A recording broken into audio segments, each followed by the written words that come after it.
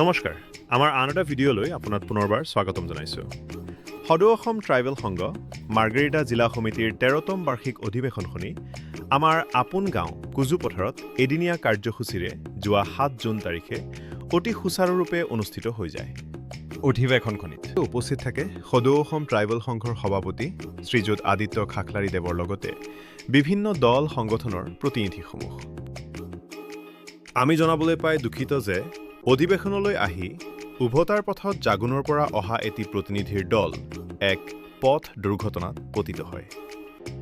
আঘাতপ্ৰাপ্ত আটাইকেইগৰাকী যাতে অতি সোনকালেই আশু আৰোগ্য লাভ কৰে তাৰে কামনা জনালোঁ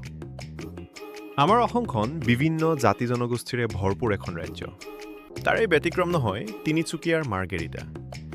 এই মাৰ্গেৰিটা জিলা সমিতিৰে এখন সৰু গাঁ আমাৰ জন্মভূমি কুজুপথাৰত এইবাৰৰ ট্ৰাইবেল সংঘৰ অধিৱেশনখন অনুষ্ঠিত কৰিবলৈ পাই আমি আনন্দিত যিহেতু ভিডিঅ'টো প্ৰস্তুত কৰিম বুলি আমি আগৰ পৰা ভাবি থকা নাছিলোঁ গতিকে ভিডিঅ'সমূহ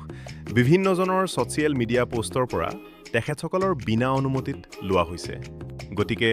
তেখেতসকলৰ ওচৰত আমি ক্ষমাপ্ৰাৰ্থী আমি দুখিত যে ইমান বাৰেৰহণীয়া জনগোষ্ঠীৰে ভৰপূৰ ট্ৰাইবেল সংঘৰ অধিৱেশনখনত আমি সকলোবোৰ জনগোষ্ঠীৰ ভিডিঅ'সমূহ আপোনালোকৰ আগত যুগুতাই দিব নোৱাৰিলোঁ আহকচোন তেতিয়াহ'লে আমি ভিডিঅ'টো উপভোগ কৰোঁ ভিডিঅ'টো চাই কেনে পাৰে জনাবলৈ নাপাহৰিব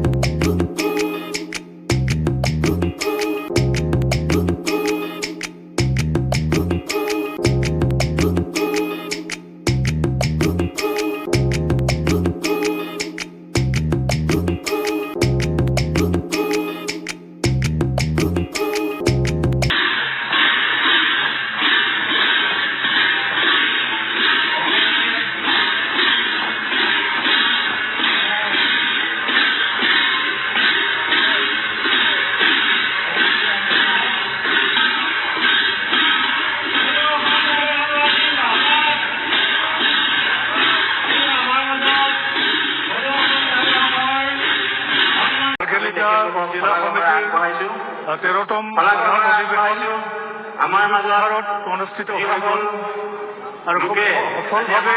অধিৱেশনখনৰ পৰিসৰ কৰিলে যিসকল অধিৱেশনতে যিহেতু ঘোষণা হ'ল ডিগবৈ সমজিলাৰো এক নতুন জিলা সমিতি গঠন কৰা হৈছে আৰু আজি এই অধিৱেশনলৈ আমাক আমন্ত্ৰণ কৰাৰ বাবে আমি ট্ৰাইবেল সংঘৰ কেন্দ্ৰীয় কমিটিৰ হৈ আমি অভিনন্দন জ্ঞাপন কৰিছোঁ নৱনিৰ্বাচিত বিষয়ববীয়াসকলক অভিনন্দন জনাইছোঁ ট্ৰাইবেল সংঘৰ বহু কৰণীয় আছে জনজাতিসকলৰ বিশেষকৈ মাটিৰ সমস্যা forest right act reservation policy যাতে প্ৰপাৰলি ইমপ্লিমেণ্ট হয় তাৰ বাবে আমি কাম কৰি যাব লাগিব জনজাতিসকলৰ ন্যূনতম সাংবিধানিক অধিকাৰখিনি সুৰক্ষিত কৰিবৰ কাৰণে আমি ট্ৰাইবেল সংঘক অধিক শক্তিশালী ৰূপত গঢ় দিব লাগিব আৰু তাৰ বাবে আজি মাৰ্গেৰিটা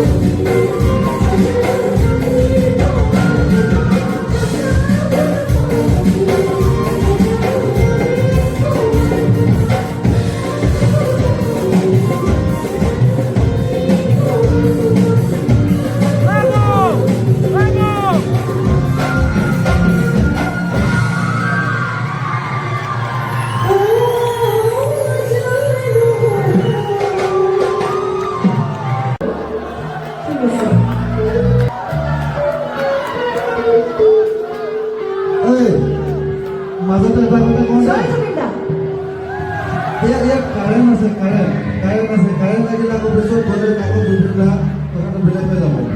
আৰু এই পাছফালে অকণমান অপাৰেটৰজনক অসুবিধা দি আছে বুলি কৈছে, অসুবিধা নিদিব নহ'লে আকৌ এইফালে ডিছকানেক্ট হৈ যাব। টাইম লাগিব হা, মই কৈ দিছোঁ এবাৰ।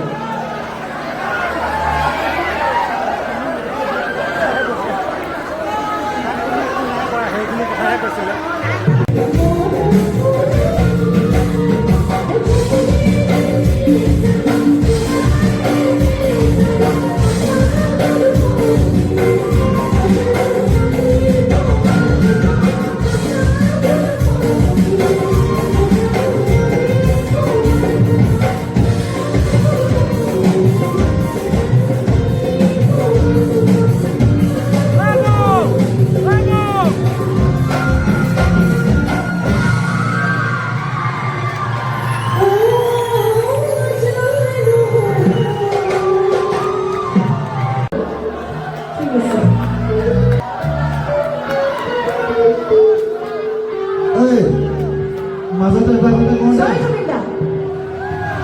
ইয়াত কাৰেণ্ট আছে, কাৰেণ্ট লাগিলে আকৌ পিছত গ'লে আকৌ দুদিনা কথাটো বেলেগ হৈ যাব। আৰু এই পাছফালে অকণমান অপাৰেটৰজনক অসুবিধা দি আছে বুলি কৈছে, অসুবিধা নিদিব নহ'লে আকৌ এইফালে ডিছকানেক্ট হৈ যাব। টাইম লাগিব হা, মই কৈ দিছোঁ এবাৰ।